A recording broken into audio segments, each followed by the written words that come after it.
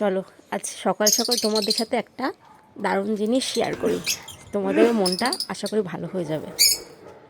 এই দেখো পাখিটা খুলি,